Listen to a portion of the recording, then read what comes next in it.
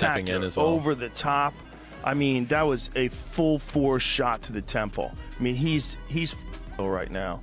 So they wipe off his gloves, but you look at him like he's really feeling it right now. I mean, he probably has no idea where he is. Anthony Joshua just destroyed Jake Paul in the ring, and now the internet's losing its mind over what Joe Rogan said ringside, because apparently, everyone knew how this was going to end before the first punch was even thrown.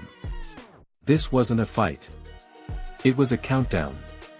A televised execution dressed up as competitive boxing. And the scariest part? Multiple analysts, commentators, and insiders are now admitting they saw it coming from miles away. So if this was so predictable, so inevitable, so painfully obvious, why did it happen? Who greenlit this mismatch? And more importantly, who's making money off turning elite boxing into a sideshow circus where real damage gets packaged as entertainment? Because Jake Paul didn't just lose. He got his jaw broken in 2 places by one clean shot from a former Olympic gold medalist and 2-time heavyweight champion. And somehow, that's being framed as him earning respect. Let's talk about what actually happened in that ring, because the optics are wild. Jake Paul spent 6 rounds running. No idea where he is. When I'm going to take your soul, and you're either going to give up or you're going to get knocked out. And unless you have that instinct, you just will never be a good fighter. Likely that one big shot's gonna land if the guy's not throwing other shots. So I thought with less artillery in the air, less bombs in the air, that the guy would have a chance to get to later rounds. Not boxing. Running. Circling the ring like his life depended on it, throwing the occasional jab, making Anthony Joshua miss just enough times to convince casual fans he belonged there. And credit where it's due, Jake's improved. His footwork's better. His defense showed flashes of real technique. Adam Booth even admitted Jake made Joshua miss in ways that showed legitimate ring IQ. But here's the thing nobody wants to say out loud: improvement doesn't matter when you're fighting a nightmare. And Anthony Joshua is the definition of a heavyweight nightmare. 6'6", 240 pounds of Olympic-level athleticism with one-punch knockout power that's ended professional careers. Joe Rogan called him one of the most athletic heavyweights ever, saying he moves like a middleweight trapped in a giant's body. That's not hyperbole. Well, realistically, it's one of the craziest propositions of all time. You take a guy who just had a boxing match that looks like a sparring match with a 58-year-old Mike Tyson, and then you're going to fight one of the absolute scariest knockout artists in the That's a warning. And Jake found out what happens when speed, power, and elite-level experience all land on your chin at the same time. The knockout itself was surgical. One right hand. Clean. Devastating. The kind of shot that's put legitimate heavyweight contenders to sleep. And Jake? He didn't go out cold. He dropped to his knees, laughing, spitting blood, his jaw shattered in 2 places. It's not just physical, it's psychological. And when you understand the psychological warfare, I did say to you that, Jake, what's going to happen? I'm going to see a time when I'm going to take your soul, and you're either going to give up or you're going to get knocked out. And unless you have that instinct... That image alone should end every conversation about crossover boxing being legitimate competition. Because even in defeat, even with his face broken, Jake's being praised for toughness. And yeah, it takes a special kind of crazy to step into a ring with Anthony Joshua. But let's be real, toughness without wisdom is just recklessness. And this whole fight felt reckless from the jump. Simon Jordan called it a dark day for boxing, and he wasn't exaggerating. Because when broadcasters start asking what this did for the sport, and the only honest answer is, absolutely nothing except make everyone richer, you know something's broken. Here's where Joe Rogan's ringside commentary gets uncomfortable. He was laughing. Not out of cruelty, but out of inevitability. Like watching someone try to argue with gravity. He said the result was never in doubt, that putting Jake Paul, or worse, Logan Paul, in a ring with Anthony Joshua makes zero sense from a competitive standpoint. And yet, it happened. And now people are already talking about Logan being next. Knowing that. History, because straight after the fight, I heard the question being posed to Joshua, will he now fight Fury? And then my first thought was, after what I've seen, who cares? After that, who cares if Joshua fights Fury? I like Anthony Joshua immensely, Spencer. Any exchanges I've had with him, I think he comes across terrifically well. But I fail to see where it's taken us, where it's taken him, other than hugely increasing his bank balance. You know, I really fail to see what this has done. Well, it's done nothing, but he was going to fight in November, like I said, and he's just gone in there against Jake Paul. What has it done for his legacy? Absolutely zero. But it was, you know, he's earned a lot of money doing that. And he's going to go again, and he's going to fight possibly February, March, and then there's that Tyson Fury fight that's looming that could happen in September, whether Tyson Fury decides to come out of retirement or not come out of retirement. For Anthony Joshua, he's earned a hell of a lot of money. This is prize fighting, and that's what it's all about. And that's what he's done, and he's... Think about that. We just watched Jake, who trains full-time with legitimate boxing coaches, get his jaw broken by a single punch. And the immediate response isn't, maybe we shouldn't do this again, it's, let's see if Logan can survive. Logan, who treats boxing like a side hustle. Logan, who did an exhibition with Floyd Mayweather and thought he held his own because Floyd let him. Logan, who analysts say would get knocked out even faster because he'd actually try to stand and trade punches instead of running. That's not competition. That's content.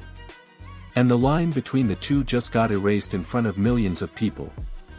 Anthony Joshua didn't just win, he delivered a message. After the fight, he said the early knockout saved Jake from something darker. Earning more than Joshua. That apart, Spencer, 6 rounds to get Paul out of there. Reputationally, how does it leave AJ?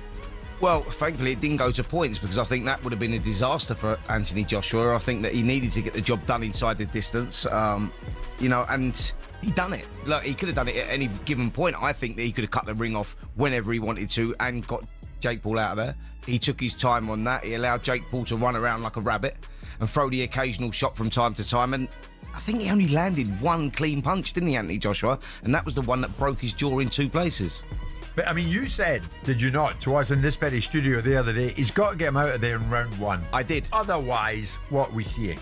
Exactly that, you know, and I think what we saw there was a little bit of entertainment, and that was pretty much it. But not entertainment that many people enjoyed, if I'm honest. I think that people wanted to. And that's the line that should terrify everyone, because he wasn't bragging. He was being honest. He said if the fight had dragged on, he would have taken Jake apart piece by piece, physically, mentally, emotionally. That's not trash talk. That's a champion explaining what mercy looks like. Because when someone with Joshua's power and experience decides to end things quickly, it's not showboating. It's compassion. And the fact that people still don't understand that gap, the canyon-sized difference between a YouTuber turned boxer and an elite-level heavyweight, is exactly why this keeps happening. Because money talks louder than safety. Views matter more than credibility. And as long as there's an audience willing to pay for spectacle, someone's going to keep feeding them danger disguised as entertainment. Simon Jordan went even harder, saying these fights steal oxygen from real fighters who earned their place the hard way. And he's right. Because every time a Jake Paul fight gets hyped to the moon, there's a legitimate contender somewhere who's been grinding for years, fighting in small venues for small checks, waiting for their shot at the spotlight. And instead, the world's watching a social media star get his jaw broken on pay-per-view. That's not just bad for boxing, it's disrespectful to everyone who's dedicated their life to the sport. And Joshua knows it. He's already done everything: Olympic gold, world titles, legacy secured. He doesn't need Jake Paul on his resume. But he took the fight anyway, and the question nobody's asking loud enough is, why? Who convinced him this was worth it? And what conversations happened behind closed doors to make this matchup feel inevitable? Because here's the part that's got conspiracy theorists buzzing: Joe Rogan said the outcome was never in doubt. But this is a giant Olympic gold medalist heavyweight. I mean, Anthony Joshua's Here's the terrifying. thing that nightmares are made of. And he's got that one-punch nuclear power. One punch. Analysts said Joshua could have ended it in round 1 if he wanted to. Booth admitted Jake's best moments were just Joshua being patient. So if everyone knew, from Rogan to the commentators to probably Jake himself, that this was a foregone conclusion, then what was the point? Entertainment? Sure. Money? Absolutely. But there's something else, something nobody's saying out loud. This felt like a lesson. Like someone wanted Jake Paul humbled on the biggest stage possible. Not destroyed, he survived, after all, but reminded. Reminded that no amount of training montages, no amount of hype, no amount of social media clout can close the gap between influencer boxing and the real thing. And if that was the goal, mission accomplished. But at what cost? The Logan Paul rumors are already circulating, and that's where this whole thing gets genuinely dangerous. Because Jake, for all his faults, actually respects boxing. He trains seriously. He's fought low-level professionals and aging MMA fighters, gradually building some semblance of a resume. Logan treats it like a brand extension. Anthony Joshua and Jake Paul shared a ring. Your takeaways from the 6 rounds that we saw, presuming you watched? I was impressed with Jake Paul. I thought that, following on from what we're saying, right? A few years ago, he was on Disney as a kid, acting up, and has decided to become a professional fighter. That takes balls, but he's obviously striving to be as good as he can be. You can see that in the way that he moves, the way that he is developed in how he's punching and performing.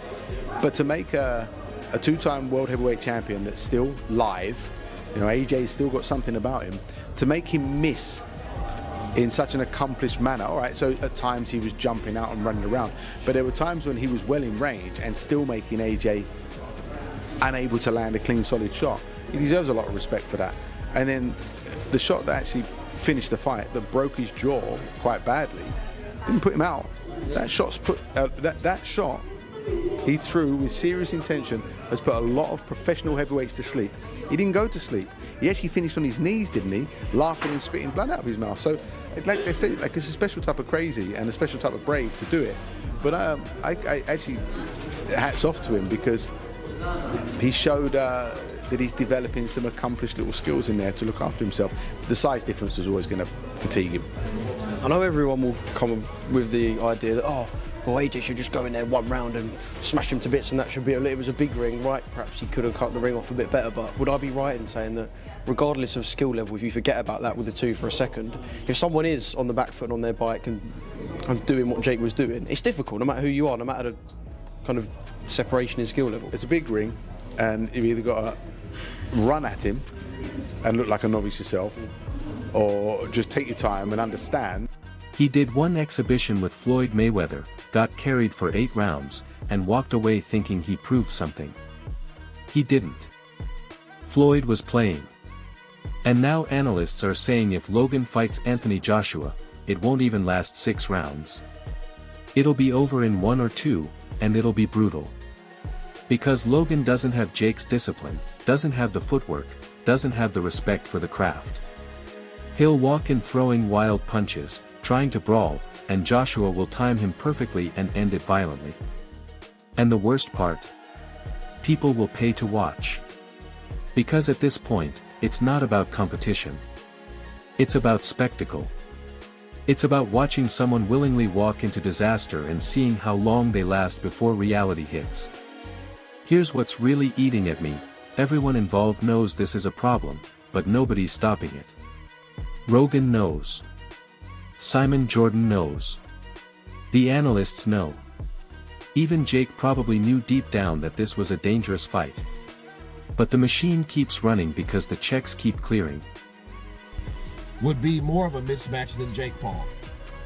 You know what I mean? Because at least Jake Paul has taken boxing, or has trained with real boxing trainers in real boxes.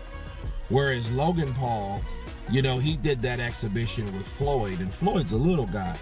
Not saying a little guy can't thump, because Floyd really gave him some two pieces with no sides, right? But at the same time, you take his friend, Floyd's friend, Anthony Joshua, and get hit by him and see what happens. The same thing. Probably worse, because I think Logan, you know, he's a little taller than Jake. And because he's a little taller than Jake, he may think he's a little stronger than Jake. Which, I don't know which one's true or not. I don't think it makes a difference. But because he may feel that way, he may want to go in there and try to bang it out with AJ. And if that happens, it's going to be a lot quicker. See, that 6 rounds it took AJ to finally catch Jake. It took that way because Jake was on that bicycle, moving, being elusive, trying to come in and then come out. He tried to do a very poor man's Alexander Usyk, right? And it didn't work for him. Logan ain't gonna do that. Logan's gonna come in throwing punches and bunches like he did with Floyd, trying to get him in there and, you know, do all this stuff. And what's gonna happen as soon as AJ lines him up, sets his punch, he's gonna hit Jake and he's gonna break Jake down. And when broadcasters start using words like mercy and nightmare to describe what could have happened if the fight lasted longer, that's not hype. That's a confession. A confession that someone almost got seriously hurt for our entertainment, and we all just watched it happen. Because boxing's always been brutal, but there used to be a line. There used to be matchmakers whose job was to protect fighters from themselves, to build them up slowly, to make sure they were ready before stepping up in competition. Now it's whoever can generate the most clicks, the most tweets, the most pay-per-view buys. And that's how you end up with a 27-year-old YouTuber getting his jaw shattered by one of the most dangerous men on the planet. So what's next? If this were a normal sport, the answer would be simple. Jake takes a step back, fights at his actual level, rebuilds, learns. But this isn't a normal sport anymore. It's entertainment boxing, where logic doesn't apply and money makes the rules. So instead of stepping back, Jake will probably fight someone even bigger, even more dangerous, because that's what the algorithm demands. That's what keeps the content machine fed. And one day, maybe not next fight, maybe not the one after, but eventually, someone's going to get hurt badly. Not hurt like a broken jaw that heals in a few months. Hurt like career-ending, life-altering damage. And when that happens, everyone who enabled this circus is going to act shocked, like they didn't see it coming. But Joe Rogan already told us. Simon Jordan already told us. Anthony Joshua literally said he could have made it worse. The warnings are everywhere. We're just choosing to ignore them because the show's too entertaining to stop. If this breakdown of boxing's most dangerous trend has you shook, don't just scroll, smash that like button, drop your thoughts in the comments, and subscribe because this story's far from over and someone's about to learn an even harder lesson.